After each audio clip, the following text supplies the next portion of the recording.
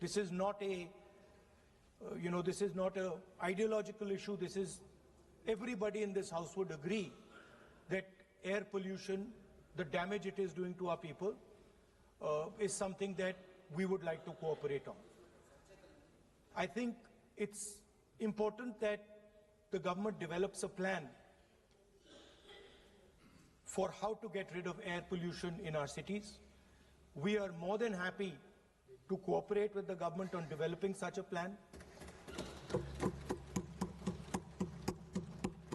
There are not many issues these days that the government and the opposition, entire opposition, can agree on. I think this is an issue where, everybody says government, opposition, fighting all the time. This is one issue where we can show the country that we can also plan and work together to solve something that is critical. I think the government should have a discussion in Parliament. We should all have a discussion in Parliament, and we should try and not make it a discussion where we are abusing you and you are abusing us.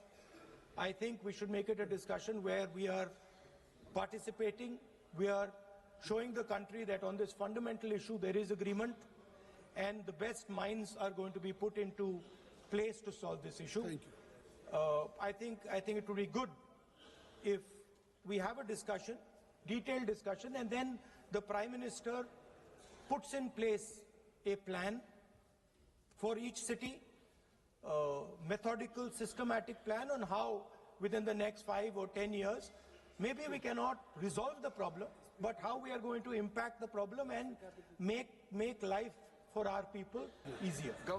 Government is always prepared to have discussion under any rule, but only what the point I want to make is, since the matter was brought in the BAC, we will come back and let us see how we can structure the discussion into, and then we are ready to take up this matter.